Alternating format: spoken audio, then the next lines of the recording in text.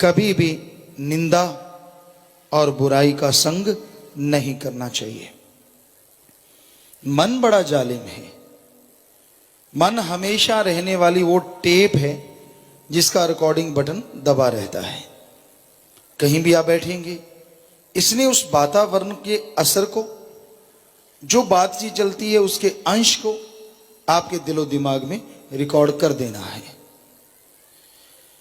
और मन जब अपनी आई पे आता है तो अच्छे अंश मिटा देता है, और जो बुरे बुरे अंश होते हैं बातचीत के, वही आपके सामने लाके रख देता है। इसलिए कभी भी भक्तजनों को बुराई का, निंदा का संग या सोहबत भूल के भी नहीं करनी चाहिए, क्योंकि भक्ति पे वो असर होता है कि इंसान का मन जालिम बिगड़ जाता है। जिनका मन बिगड़ैल हो जाता है, जिनका मन बिगड़ जाता है, वो किसी के भी नहीं रहते, किसी गुरु पीर के, किसी अच्छे नेक इंसान के। उनका मन जालिम उनसे बुरे बुरे कर्म करवाता है। वो खुद गिरे होते हैं और सब कोई उनको गिरा हुआ नजर आता है। इसलिए जितना हो सके सत्संग करो। समाज में रहते संग तो करना ही पड़ता है। आपके यार दोस्त मित्र, आप बिजनेस करते हैं, कोई व्यापारी, या फिर आपके संगी साथी जो घर परिवार में भी रहते हैं, तो संग तो करना पड़ता है। लेकिन जैसे ही बुराई का दौर शुरू हो, निंदा चुगली, टांग खिंचाई, लेग पुलिंग, ऐसी चर्चाएं शुरू हों, बेहतर है आप कन्नी कतरा जाओ। हां में हां अगर कोई मिलाता है तो उसका मन उसे भी गुमराह करने में कसर नहीं छोड़ता। हां में हां क्यों मिलाओ? क्या मजबूरी है आपको? क्यों नहीं सच बोलते? क्यों नहीं राम नाम की वो भक्ति इबादत की चर्चा करते? ध्यान से सत्संग सुनो।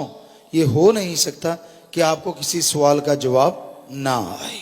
तो भाई, किसी से जिरा करो ही ना।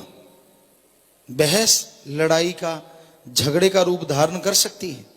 कलयुग में बहस बहस नहीं रह गई। लोग हाइपर हो जाते हैं, गुस्सैल हो जाते हैं, झगड़े शुरू हो जाते हैं। इसलिए राड़ से बाढ़ अच्छी, एक कहावत है कि झगड़ा हो उससे तो दूरी अच्छी। चल नाक पे रहता है, अब तो 2 अंगुल नीचे उतर आया है, सीधा मुंह पे ही रहता है। पहले नाक पे था, थोड़ा ऊपर तो था। आज किसी को छेड़ के देख लो, यूं लगता है अनजाने में पेट्रोल डाल दिया आग पे। राम राम ही बोल लो, क्यों, क्या हुआ है तुझे? अरे राम राम बोला, होना क्या था? पर उनको होता है कि हमें काम धंधे से क्यों हटा दिया, हमारा ध्यान उधर था, इधर था, फलां था। तो ये कलयुग है। इसका मतलब ये नहीं है कि हम राम राम करना भूल जाएं, करना चाहिए। बड़ा कायदा था पहले, बुजुर्गों में आपस में मिलते राम राम, कम से कम 2 बार तो भगवान का नाम याद आया।